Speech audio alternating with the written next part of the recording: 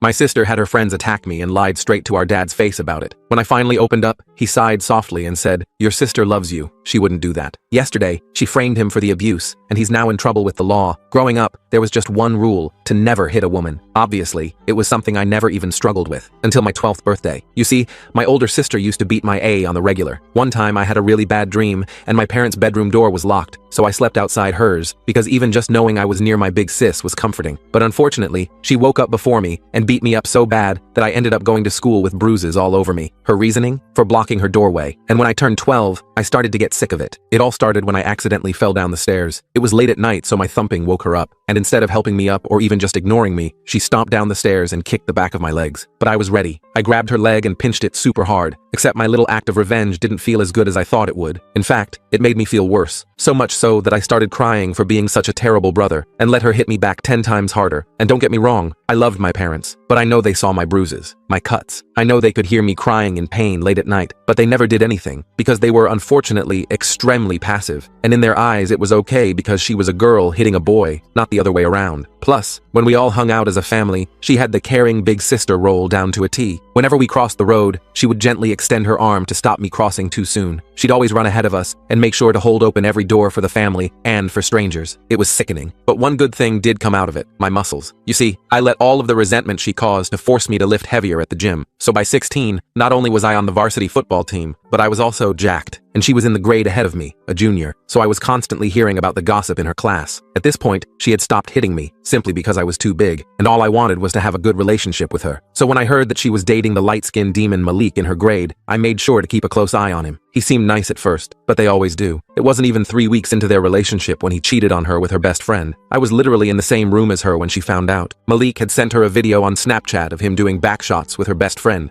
I ignored her crying and followed his Snap Map location. She confirmed it was his address and asked if she could sit in the car and watch. I smirked, because that dude was lanky as heck. I knew his brains were about to be minced meat on the sidewalk, and I was right. When we got there, she knocked on the door, because there was no way Malik would open if he saw me. As soon as her best friend opened up, I pushed past her and found Malik leaning against the wall in the hallway. I didn't want to go to jail, so I just hit him until he finally said the words, "Vanessa is my queen," my sister's name, and we left. On the car ride home, I almost crashed, because Vanessa kept replaying the video, and I was laughing my A off. At that moment, I knew our relationship had been rebuilt, or so I thought, because as it turns out, the only relationship that was rebuilt was the one with Malik. They got back together a week later. When I asked Vanessa what the F she was doing, she told me everyone deserves a second chance. Plus, she wanted to make her ex-best friend jealous. I told her that if he did anything this time I wouldn't get involved, and she ended up sulking for the rest of the evening. Whatever. But 2 days later, when our parents weren't home, I heard a knock on the door. It was Vanessa. I opened up, and suddenly, 2 light-skins I didn't recognize were wailing on me. Red was pouring out of my head, and they only stopped when they heard a car pulling up in the driveway. It was my dad. "Oh my gosh, what happened?" Vanessa yelled as soon as my dad walked in,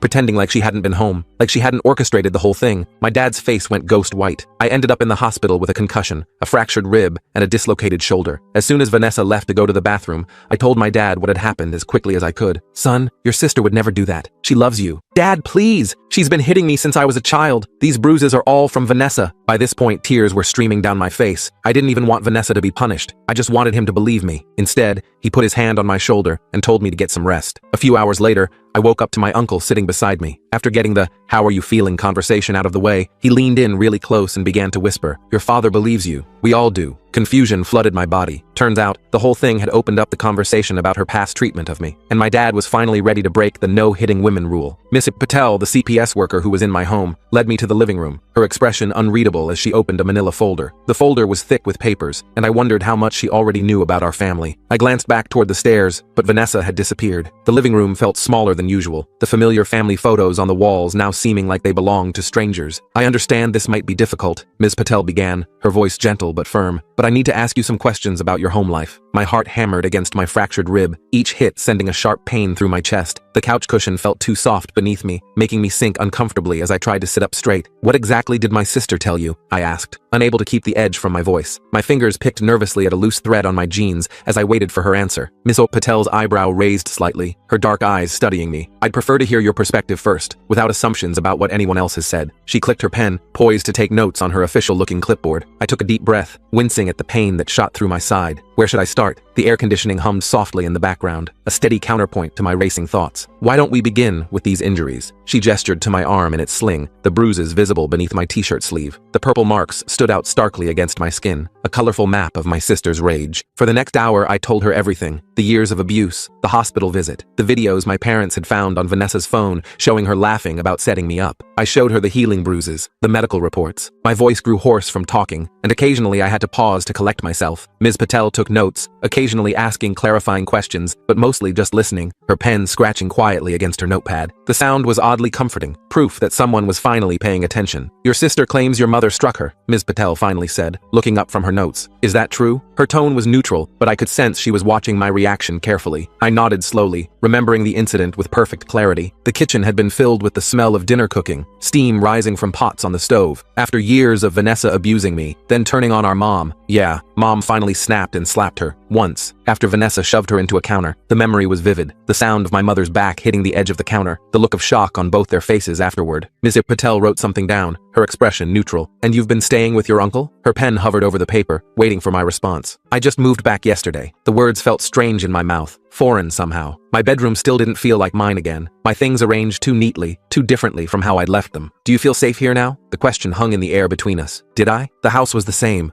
furniture, same pictures on the walls, same creaky third step on the staircase, but everything felt different. Before I could answer, there was a knock at the front door. My dad answered it, his voice carrying down the hallway. Travis, he said with obvious relief. Come in. The sound of the door closing was followed by heavy footsteps in the hallway. Uncle Travis stepped into the living room, nodding at Ms. Patel. I came as soon as I got your message, Brandon. He turned to Ms. Patel. I'm the boy's uncle. He's been living with me while recovering. His presence filled the room, solid and reassuring like always. Ms. Patel seemed pleased by his arrival. Perhaps you could provide some additional context, mister. She flipped to a fresh page in her notepad. Travis Horvat, and I've got plenty to share. Uncle Travis sat beside me, his presence steadying. The couch shifted under his weight, and the familiar smell of his aftershave, pine and something spicy, was comforting. He corroborated everything I'd said, adding details about my parents' growing awareness and Vanessa's escalating behavior. His deep voice remained calm and measured, even when describing the worst incidents. I've got text messages from my brother and sister-in-law documenting Vanessa's outbursts, he said, pulling out his phone, and photos of the damage to their home. The screen glowed as he scrolled through image after image, each one worse than the last. Ms. Patel reviewed the evidence, her professional demeanor cracking slightly as she scrolled through images of broken dishes, holes punched in walls, and my mother's bruised arms. This is extensive, she murmured. Her fingers moved quickly over the screen, pausing occasionally on particularly disturbing photos. From upstairs came the sound of a door slamming. The noise echoed through the house, making me flinch instinctively. Vanessa appeared at the bottom of the stairs, face flushed with anger. Her hair was wild, as if she'd been running her hands through it, and her eyes were bright with fury. You're all lying, she shouted, her voice echoing through the house. They've been abusing me! That's why I had to defend myself! Spittle flew from her mouth as she yelled, her hands clenched into tight fists at her sides. Ms. Patel stood up, her stance shifting subtly. Miss Horvat, I'll speak with you separately. Her voice was firm but calm, a stark contrast to Vanessa's rage. No, they're turning you against me. Vanessa's eyes locked on mine, filled with such hatred it made me flinch. The intensity of her glare made my stomach clench. He's always been the favorite. They let him get away with everything while punishing me. Her voice cracked on the last word, raw with emotion. Dad stepped forward, his voice low and warning. Vanessa, that's enough. He raised his hand in a placating gesture, but it only seemed to enrage her further. You shut up, she screamed, grabbing a framed photo from the wall and hurling it at him. The frame spun through the air like a deadly frisbee. Dad ducked, and the frame shattered against the wall, glass tinkling across the hardwood floor. The sound of breaking glass seemed to hang in the air, a crystalline punctuation to her outburst. Ms. Patel's eyes widened. She quickly stepped between Vanessa and the rest of us. Miss Horvat, I need you to calm down immediately. Her voice was authoritative now, all traces of gentleness gone. Vanessa froze, suddenly seeming to remember why Miss Patel was here. Her expression shifted instantly, tears welling up as she hugged herself. Her shoulders hunched forward, making her look smaller and more vulnerable. See how they make me feel? I'm so scared all the time. Her voice had transformed into a trembling whisper. The performance was impressive. For a moment, I almost believed her myself. The tears that spilled down her cheeks looked genuine, and the way her lower lip quivered was convincing. Perhaps we should continue this discussion another time, Ms. Patel said carefully. I'd like to speak with each family member individually. She began gathering her papers, sliding them back into the manila folder with efficient movements. As she gathered her things, Uncle Travis pulled out his phone. Actually, there's something else you should see. He pressed play on a video. The tinny sound of shouting filled the room as the screen showed Vanessa in our kitchen, screaming at our mother, shoving her hard against the counter. Mom raised her hands defensively, backing away until she couldn't go further. When Vanessa lunged again, Mom's hand came up reflexively, connecting with Vanessa's cheek. The slap wasn't hard, but the sound was sharp in the quiet kitchen. Vanessa's face drained of color as she watched. "Where did you get that?" she whispered. Her eyes were wide with shock, all pretense of vulnerability gone. "Security camera," Dad said quietly. "I installed them after your brother went to the hospital, to keep everyone safe." His voice was sad, rather than triumphant, as if this confirmation of his daughter's behavior brought him no joy. Ms. Patel's expression hardened as she watched the video play out. "I think I've seen enough for today." She snapped her folder closed with finality. Before leaving, she pulled me aside. "We'll be investigating thoroughly. In the meantime, do you have somewhere safe you can stay?" Her eyes were kind but serious, and I could tell she was genuinely concerned. I glanced at Uncle Travis, who nodded. "Yeah, I do." The relief in her expression was evident. That night, I packed my bags again. The familiar routine of folding clothes and gathering toiletries was becoming too common. Vanessa locked herself in her room,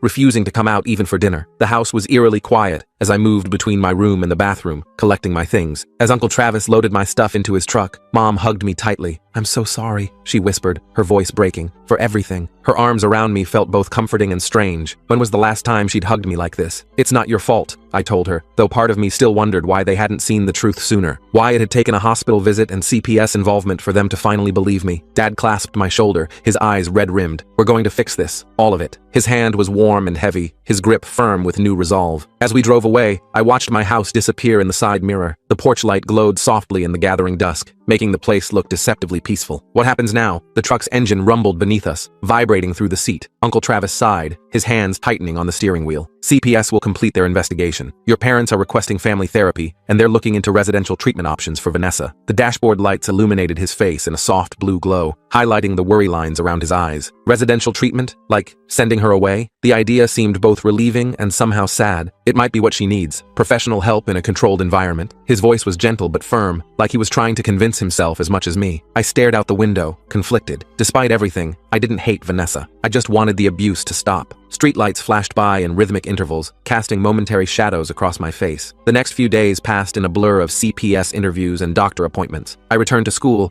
trying to focus on classes and football despite the chaos. The familiar hallways and classrooms were a welcome distraction, though I noticed people staring and whispering when I walked by. Coach Madison was understanding, easing me back into practice gradually. The smell of fresh-cut grass and the sound of cleats on turf were comfortingly normal. "Family stuff, huh?" he asked, after noticing my distraction during drills. His weathered face was kind beneath his baseball cap, his eyes squinting in the afternoon sun. "Yeah, it's complicated." I adjusted my helmet, avoiding his gaze. He nodded, his weathered face softening. "Family always is. Just remember, you've got another family right here." He gestured to the team running plays on the field. The guys were sweaty and grass-stained, shouting and laughing as they practiced. That support meant everything. When rumors started circulating about why I'd missed so much school, my teammates had my back. They didn't know the details, but they made it clear that anyone giving me trouble would answer to them. Their solidarity was a shield against the curious stares and whispered questions. A week after Ms. Patel's visit, Uncle Travis got a call from my dad. Vanessa had run away. The news hit me during dinner, making me drop my fork with a clatter against the plate. "What do you mean, run away?" I asked when he told me. "Where would she go?" My mind raced through possibilities. Friends' houses, boyfriends, distant relatives. "Your dad thinks she might be with Malik." He frowned, concern etching lines around his mouth. I snorted. After he gave her STDs and cheated on her? No way. The idea seemed ridiculous. But then again, Vanessa had never been predictable. But Dad was right. Police found Vanessa at Malik's apartment 2 days later. According to my parents, she refused to come home, screaming that we were all against her. The officers couldn't force her to return since she was 17, old enough in our state to decide where she wanted to live. The legal technicality felt like a slap in the face after everything we'd been through. "She's made her choice," Dad told me over the phone, sounding exhausted. "We told her she's welcome home if she agrees to therapy and following house rules." I could picture him sitting at the kitchen table, shoulders slumped, rubbing his forehead the way he did when stressed. "And if she doesn't?" The question hung in the air between us. His sigh said everything. The static of the phone line filled the silence, neither of us knowing what to say next. Life settled into a new routine. I split my time between Uncle Travis's apartment and my parents' house, gradually spending more nights at home as it became clear Vanessa wasn't coming back. The transition was awkward at first. My room felt both familiar and strange, and meals with just the three of us were quieter than before. My injuries healed. Football season ended. The holidays approached. The days grew shorter and colder, and Christmas decorations began appearing in windows and yards. Then, 3 weeks before Christmas, Vanessa showed up at school. I was at my locker between classes when I felt someone staring at me. The hair on the back of my neck stood up, and the noisy hallway suddenly seemed too quiet. I turned to find her standing there, looking thinner than I remembered, dark circles under her eyes. Her clothes hung loosely on her frame, and her usually perfect hair was pulled back in a messy ponytail. "Hey," she said, voice barely audible above the hallway noise. Students pushed past us, oblivious to the tension between us. I tensed, glancing around for potential threats. Was this another setup? My eyes scanned the crowded hallway, looking for unfamiliar faces or anyone watching us too closely. What do you want? My voice came out harsher than intended. Can we talk? Just for a minute? She hugged her books to her chest like a shield. Against my better judgment, I followed her to an empty classroom. The room smelled of chalk dust and teenage sweat, desks arranged in neat rows facing the whiteboard. I left the door open, positioning myself near the exit. Vanessa noticed. The fluorescent lights buzzed overhead, casting harsh shadows across her face. You think I'm going to attack you or something? Her attempt at a joke fell flat, her smile not reaching her eyes. Wouldn't be the first time. I crossed my arms, leaning against the doorframe. She flinched. I guess I deserve that. Her fingers traced invisible patterns on the desktop beside her. We stood in awkward silence until she finally spoke again. Malik kicked me out, she said. He got back with Jasmine for real this time. The admission seemed to cost her, her pride visibly wounded. I didn't know what to say. I told you so seemed too cruel, even after everything. The clock on the wall ticked loudly in the silence between us. I've been staying with different friends, but she trailed off, looking down at her worn sneakers. I want to come home. The vulnerability in her voice caught me off guard. That's between you and Mom and Dad. I shifted my weight, uncomfortable with her sudden openness. They said I have to go to therapy and some residential program after New Year's. Her voice hardened. It's bullshit. I don't need to be locked up. The brief moment of vulnerability was gone, replaced by her familiar defensiveness. It's not prison, Vanessa. It's treatment. I picked at a loose thread on my sleeve, avoiding her eyes. Whatever. She crossed her arms. They also said I need to apologize to you. South. Sorry, I guess. The words came out flat and insincere. The half-hearted apology made something snap inside me. You guess? After years of beating me up? After sending those guys to put me in the hospital? That's the best you can do? Heat rose in my face as years of suppressed anger bubbled to the surface. Vanessa's eyes flashed. You want me to grovel? Fine. I'm sorry I hurt you. I'm sorry I was jealous that everyone always loved you more. I'm sorry I'm so fucked up that I don't know how to deal with my feelings except by hitting something. Her outburst left me speechless. For the first time,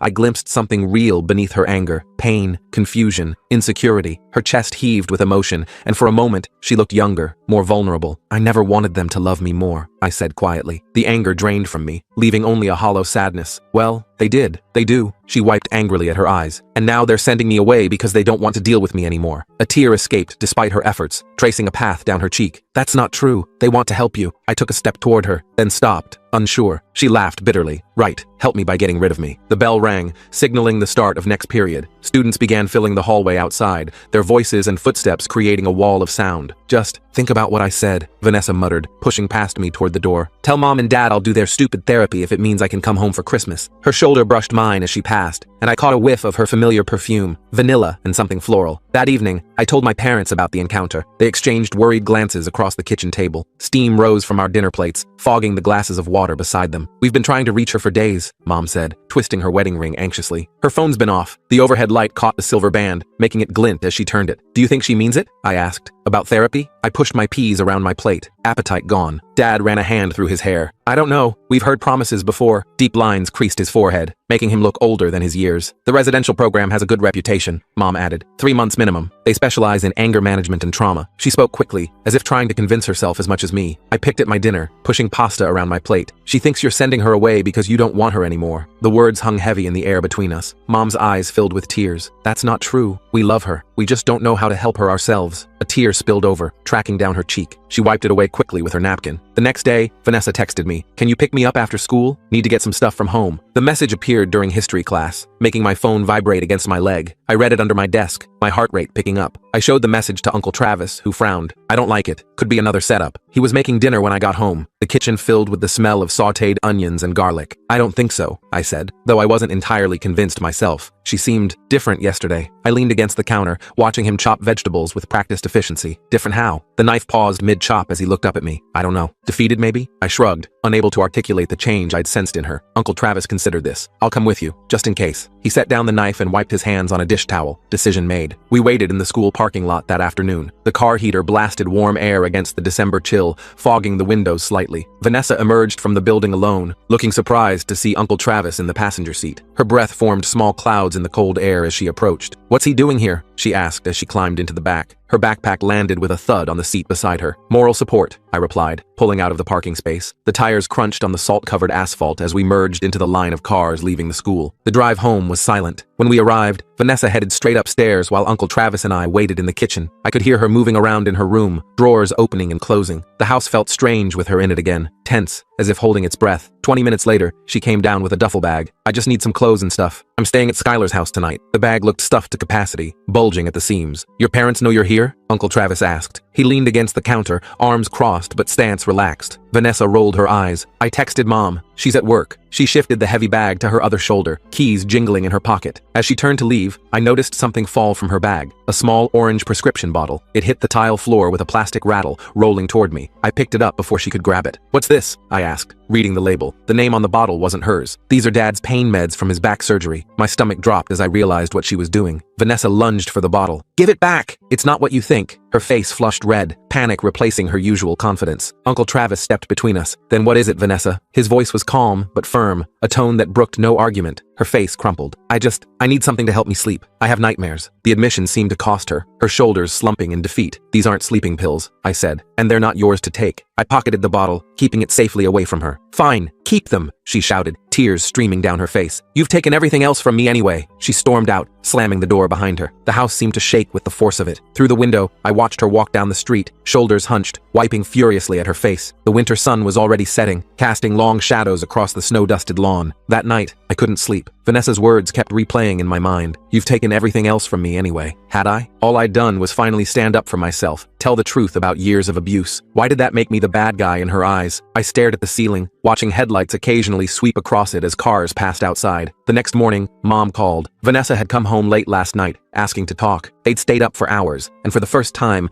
Vanessa had opened up about her feelings, her jealousy, her anger, her fear of being abandoned. The kitchen table had become a confessional, tissues piling up as walls finally came down. She agreed to start therapy right away, Mom said, hope evident in her voice. Not just the residential program, but sessions with Dr. Bailey starting tomorrow. I could hear the cautious optimism in her voice, tempered by years of disappointment. That's good, I said cautiously. Do you believe her? I sat on the edge of Uncle Travis's guest bed, feet cold against the hardwood floor. I want to. She seemed sincere. There was a pause, filled with unspoken doubt. This time felt different. I wanted to believe it too, but experience had taught me to be wary of Vanessa's sudden changes of heart. The prescription bottle sat on my nightstand, a reminder of how far she'd gone. Over the next week, Vanessa attended 3 therapy sessions with Dr. Bailey. According to my parents, she was participating, even doing the homework assignments Dr. Bailey gave her. She stayed home every night, helped with chores without being asked, and didn't have a single outburst. The house was peaceful, in a way it hadn't been for years. It's like she's a different person, Dad told me when he came to pick me up for dinner at their house. The first family dinner since everything had happened. His eyes looked clearer, the constant worry lines around them less pronounced. I was nervous as we pulled into the driveway. You're sure this is a good idea? The house looked the same as always, but it felt different knowing Vanessa was inside. Dr. Bailey thinks it's important for healing, Dad said, but if you're uncomfortable, we can do this another time. He turned off the engine but didn't move to get out, waiting for my decision. I shook my head. No, it's fine. I want things to get better. And I did, despite the knot of anxiety in my stomach. Inside, Mom was setting the table while Vanessa helped in the kitchen, stirring something on the stove. The familiar domestic scene was surreal after everything that had happened. She looked up when we entered,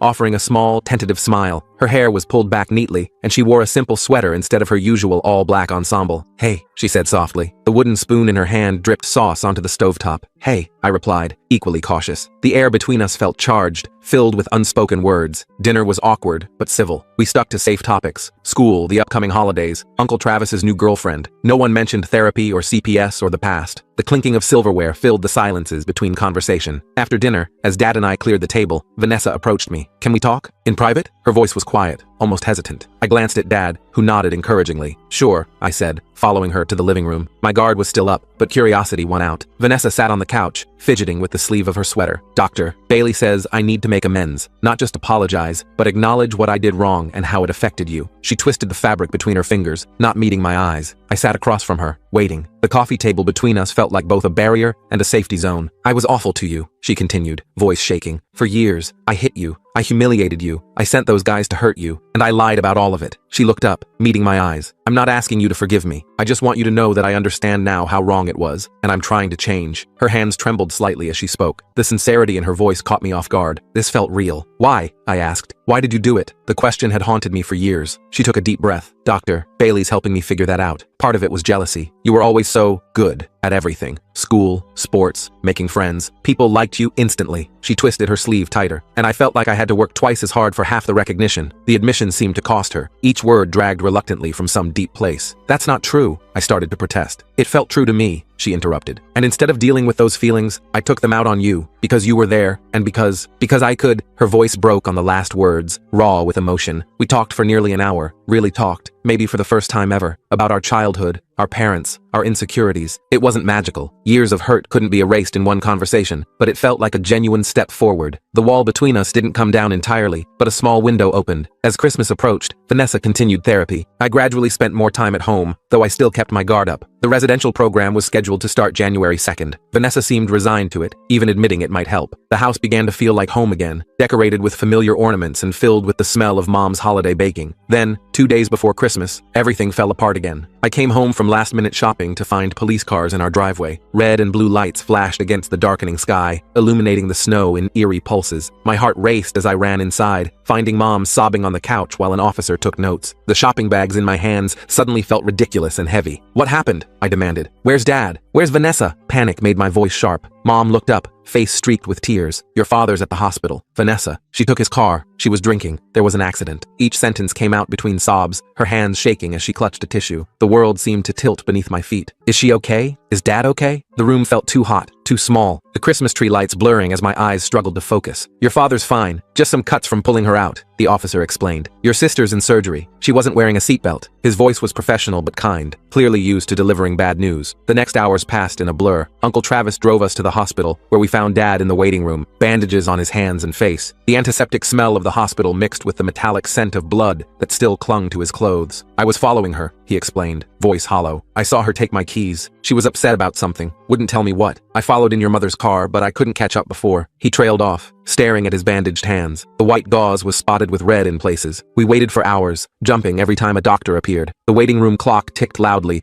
each minute stretching endlessly. Finally, a surgeon approached, still in scrubs. Blood speckled the blue fabric, and his mask hung around his neck. She's stabilized, he told us. Multiple fractures, internal bleeding, concussion, but she's young and strong. With time and physical therapy, she should recover. The relief was overwhelming. Despite everything, the thought of losing Vanessa had been unbearable. They let us see her briefly in recovery. She looked small and broken among the tubes and monitors, nothing like the force of nature that had terrorized me for years. Her face was swollen and bruised, one arm in a cast, her breathing assisted by a machine. I stood at the foot of her bed, watching her breathe, feeling an odd mixture of anger and compassion. As we left the ICU, a police officer approached. Mr. and Mrs. Horvat, we found these in your daughter's possession. He handed Dad a plastic evidence bag containing several med bottles, including the one I'd caught Vanessa trying to take. The orange containers looked garish under the fluorescent hospital lights. She had alcohol and prescription substances in her system, the officer continued. Once she's recovered, she'll likely face charges for DUI, theft of prescription medication, and driving without a license. His tone was matter-of-fact, but his eyes were sympathetic. Mom gasped. Charges? But she needs help, not punishment. Her voice rose, drawing glances from nearby nurses. That will be up to the court to decide, ma'am. As the officer walked away, Dad turned to me. Did you know about the pills? His eyes were tired, the skin around them bruised with exhaustion. I nodded reluctantly. I caught her trying to take yours last week. Uncle Travis said he told you. Guilt gnawed at me, though I knew this wasn't my fault. He did. We thought we'd found them all. Dad closed his eyes briefly. The doctor said she's been abusing prescription meds for months. That explains a lot. The revelation cast Vanessa's behavior in a new light. The mood swings, the aggression, the periods of seeming improvement followed by dramatic backslides. How much had been her, and how much had been the substances. Christmas came and went in the hospital waiting room. The staff had put up a small tree at the nurses' station, its cheerful lights at odds with the somber atmosphere. Vanessa remained sedated for days, her body too traumatized to handle consciousness. When she finally woke on December 27th, she was confused, in pain, and facing a future more complicated than ever. I visited her alone the next day. She was propped up in bed, her right leg in a cast, bandages covering much of her visible skin. The hospital room was quiet, except for the steady beep of monitors and the occasional squeak of rubber-soled shoes in the hallway. She looked away when I entered. Hey, I said, setting a small gift bag on her bedside table. Belated Christmas present. The paper rustled as I set it down. She glanced at it suspiciously. Why would you get me anything? Her voice was raspy from the breathing tube they'd removed yesterday. Because you're my sister. I sat in the visitor's chair. And because I thought you might need something to keep you busy in here. The vinyl chair squeaked as I settled into it. Curiosity won out. She reached for the bag, wincing at the movement, and pulled out a sketchbook and set of drawing pencils. The fresh paper made a satisfying sound as she flipped through the blank pages. You used to draw all the time when we were kids, I explained. Remember those comics you made about the superhero family? The memory was from before things went bad, when we were still just siblings who occasionally fought, but mostly got along. A ghost of a smile crossed her face. The Incredibles totally ripped me off. For a moment, she looked like the sister I remembered from childhood. We sat in companionable silence for a while. Finally, Vanessa spoke. I really messed up, didn't I? Her fingers traced the edge of the sketchbook, following the spiral binding. Yeah, I agreed. But you're still here. That's something. Sunlight filtered through the blinds, casting stripes across her hospital bed. She picked at the edge of her blanket. They're sending me to rehab after I get out of here. Then probably to that residential program, if I don't go to juvie instead. Her voice was flat, resigned. One day at a time, I said. Focus on getting better first. It was something Uncle Travis often said, and it felt right in this moment. She looked up at me, eyes shining with tears. Why are you being nice to me? After everything I did? A tear spilled over, tracking down her bruised cheek. I considered the question carefully, because holding on to anger just makes me more like you were, and I don't want to be that person. The truth of it settled in my chest, solid and real. Vanessa nodded slowly, understanding dawning in her eyes. I don't want to be that person either. Her voice was quiet, but determined. As I left the hospital that day, I felt something I hadn't experienced in years. Hope. Not naive optimism that everything would magically be fixed, but genuine hope that healing was possible. For Vanessa, for my parents, for me. The winter air was crisp and cold, filling my lungs with each breath. The road ahead would be long and difficult. There would be setbacks, relapses, hard days when old patterns threatened to re-emerge, but I believed we might actually make it through. Not back to what we were before, but forward to something new and better. Uncle Travis was waiting in the parking lot. How'd it go? He leaned against his truck, breath fogging in the cold air. I took a deep breath of the cold winter air. It went okay. I think we're going to be okay. The words felt true as I said them. Uncle Travis nodded, his eyes crinkling at the corners. One day at a time, kid. He clapped me on the shoulder, his hand warm and solid. The next few weeks passed in a blur of hospital visits and legal meetings. Vanessa's physical recovery was slow but steady. The emotional stuff was more complicated. I split my time between school, football training, and visiting Vanessa. Sometimes we'd talk. Other times I'd just sit with her while she sketched in the book I'd given her. The drawings started out dark and chaotic, jagged lines and shadowy figures. But as the weeks passed, they gradually became more structured, even peaceful. Dr. Bailey says art therapy helps process trauma, she told me one afternoon, shading in a surprisingly detailed portrait of our family. She'd drawn us all together on the front porch. Mom, Dad, her, and me. Not as we were now, but as we could be someday. The pencil made soft scratching sounds against the paper as she worked. January faded into February. Vanessa was released from the hospital but went straight to an inpatient rehab facility. The judge had been surprisingly lenient, given the circumstances. Mandatory rehabilitation and therapy instead of juvenile detention, with the understanding that she'd complete the residential treatment program afterward. You got lucky, I told her during my first visit to the rehab center. The facility was nicer than I'd expected, more like a college dorm than a hospital. I know, she said quietly. Dad's lawyer really came through. She looked healthier already, the haunted look in her eyes beginning to fade. Meanwhile, things at home were changing too. Mom and Dad started marriage counseling, admitting that years of ignoring Vanessa's behavior had damaged their relationship. They'd grown accustomed to walking on eggshells, to pretending everything was fine when it clearly wasn't. We should have protected you, Mom told me one evening, her eyes welling up. I'll never forgive myself for that. We were sitting at the kitchen table, mugs of hot chocolate between us. I'm okay now, I assured her, though we both knew it wasn't entirely true. Some wounds take longer to heal than others. The scars, both physical and emotional, would always be there. By March, I was spending most nights at home again. My room felt like mine once more, a safe space rather than just a place to sleep. I'd taken down some of my old posters and put up new ones. Small changes, but important ones. The spring air carried the scent of new beginnings through my open window. Vanessa completed her rehab program in early April, just as spring was breathing life back into the world. The plan was for her to come home for 2 weeks before starting the residential treatment program, a trial run to see how we'd all adjust to being under the same roof again. The day she came home, I was a nervous wreck. I kept checking my phone during classes, half expecting catastrophic updates from Mom, but the only text I got was, "Vanessa's home. She's resting. See you after practice." The simple message was both reassuring and anxiety-inducing. When I walked through the front door that afternoon, the house was quiet. Too quiet. The familiar sounds and smells were there, Mom's favorite candle burning in the living room, the hum of the refrigerator, but something felt different. "Mom?" I called, dropping my backpack by the stairs. "Dad?" My voice echoed slightly in the entryway. "In the kitchen," Mom replied. Her voice sounded normal, which was somehow more surprising than if she'd sounded stressed. I found them sitting at the table with Vanessa, playing Uno of all things. The colorful cards were spread across the table, and Dad was laughing at something Mom had said. They looked up when I entered, and for a second, no one spoke. The moment hung suspended, fragile as glass. Vanessa looked different, healthier. Her hair was pulled back in a neat ponytail, and she wore a simple t-shirt and jeans instead of her usual all-black ensemble. The physical changes were obvious. She'd gained back the weight she'd lost, and the dark circles under her eyes had faded. But there was something else too, a calmness that hadn't been there before. The constant tension in her shoulders had eased, and her eyes were clear. On the fourth night, I woke to the sound of crying, soft, muffled sobs coming from Vanessa's room. The digital clock on my nightstand read 2:17 a.m., its red numbers casting a faint glow across my bedroom. I lay in bed,